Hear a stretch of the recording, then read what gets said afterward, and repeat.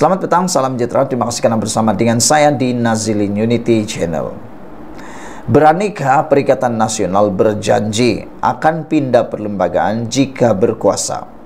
Malah mula meletakkannya dalam manifesto PRU 16. Dalam isu perlu atau tidak memindah perlembagaan bagi memastikan orang Melayu saja menduduki jawatan Perdana Menteri, menuding jari kepada pihak lain untuk melakukannya bukanlah suatu bentuk penyelesaian yang munasabah. PN misalnya, mereka tidak perlu menggesa Pakatan Harapan melakukan pindahan tersebut kerana gesaan itu jelas difahami berniat jahat dan tidak ikhlas.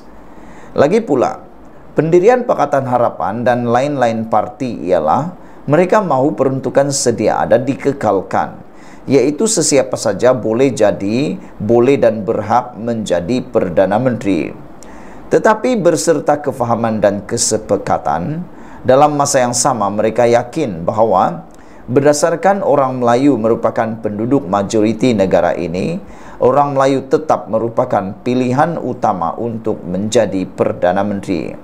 Bermakna, tidak perlu dipindah perlembagaan atau diwajib paksakan perkara tersebut. Penyelesaian melalui persefahaman, kesepakatan dan saling memahami adalah bentuk yang lebih harmoni dan itulah yang berlaku selama ini. Tambahan lagi, sudah 15 kali PRU diadakan di negara ini. Tidak pernah muncul terpacul nama bukan Melayu ditonjolkan sebagai Perdana Menteri. Jadi kenapa kita perlu kecoh dan kalang kabut? Dalam hal ini, kiranya Perikatan Nasional sebagaimana kenyataan beberapa pemimpinnya benar-benar mahu orang Melayu sahaja boleh jadi Perdana Menteri adalah lebih baik mereka sendiri yang memperjuangkan perkara itu mulai sekarang. Kalau mereka mahu perkara itu menjadi kenyataan, mereka lah yang mesti memperjuangkannya dan bukan disuruh kepada orang lain. Langkah terbaiknya mereka hendaklah mulai menabur janji daripada sekarang bahawa jika Perikatan Nasional berkuasa atau berjaya memerintah negara suatu hari nanti, maka pindahan itu wajib akan dilakukan. Dalam PRU 16 akan datang, perkara memindah perlembagaan untuk memastikan Melayu saja boleh jadi Perdana Menteri itu pula mesti diletakkan sebagai manifesto utama dan tunjang dalam semua gerakan kempen yang dibentangkan kepada pengundi. Jika rakyat atau pengundi memberi sokongan, sudah barang tentu Perikatan Nasional akan senang-senang beroleh kemenangan dengan majoriti 2/3 dalam PRU 16 akan datang bagi membolehkan pindahan tersebut dilakukan. Soalnya, beranikah Perikatan Nasional berbuat demikian? Ditulis oleh sabudinhusin.com. Sekian dulu untuk kali ini. Jangan lupa tinggalkan komen Anda, tekan butang subscribe. Kita jumpa lagi. Bye-bye. Ini berita paling baik untuk Anwar Ibrahim untuk PRU 16. Mat Sabu kata, kerajaan perpaduan tidak akan bertukar selepas PRU 16. PRU 16 ada 4 tahun lagi. Tapi diramalkan oleh Mat Sabu, kerajaan perpaduan tidak akan bertukar.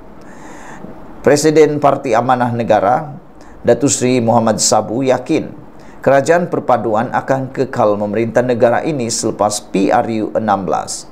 Menurutnya, kenyataan itu bersandarkan vote bank yang dimiliki khususnya di negeri-negeri yang ditadbir kerajaan ketika ini. Saya yakin kita boleh menang semula untuk terus memerintah selepas PRU 16 sebab kita ada vote bank di Sarawak, Sabah, Johor, Melaka, Negeri Sembilan, Wilayah Persekutuan dan Pulau Pinang. Di negeri-negeri ini, bila kita lihat perkembangan politik dan suasananya, insya Allah cukup majoriti untuk bentuk kerajaan. Katanya ketika berucap merasmikan Konvensyen Pemuda Amanah Nasional 2023 di salah sebuah pusat acara di Bangsar di sini pada Sabtu. Malah katanya, bukti kerajaan perpaduan diterima baik juga dapat dilihat dengan sokongan semakin baik diberikan penjawat awam yang menjadi undi penting dalam setiap pilihan raya. Undi penjawat awam kepada kita sebelum ini begitu parah. Susulan wujud dakwaan kerajaan akan bertukar selepas pilihan raya 6 negeri Tetapi selepas tidak ada pertukaran kerajaan, mereka mula tunjuk sokongan kepada kita, katanya.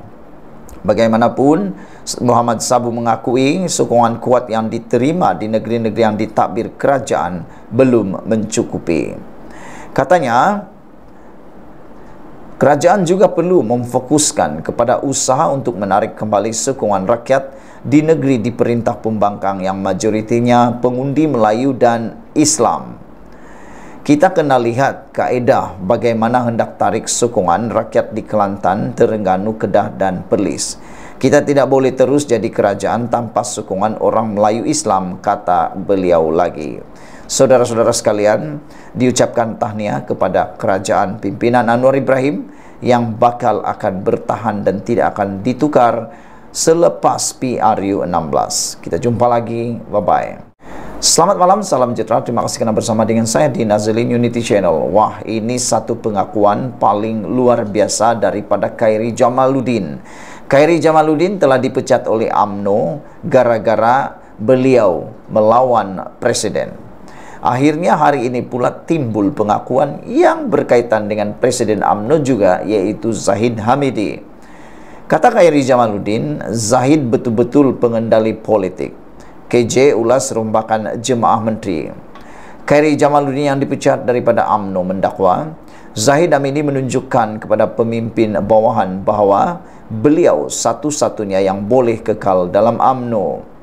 Bekas Ketua Pemuda UMNO menyifatkan Zahid Hamidi betul-betul pengendali politik dan mendakwa timbalan Perdana Menteri itu terlibat dalam rombakan jemaah menteri baru-baru ini. Rombakan minggu lepas menyaksikan Zahid kekal sebagai jawatan timbalan Perdana Menteri dan mengekalkan portfolio sama. Khairi yang dipecat daripada UMNO mendakwa Zahid menunjukkan kepada pemimpin bawahan bahawa beliau satu-satunya yang boleh kekal dalam UMNO. Jadi Zahid merupakan orang yang sangat berkuasa, kata beliau. Apabila dia mendengar Perdana Menteri akan merombak jemaah menteri, dia akan berkata, ini adalah peluang saya, kata Zahid, kata KJ.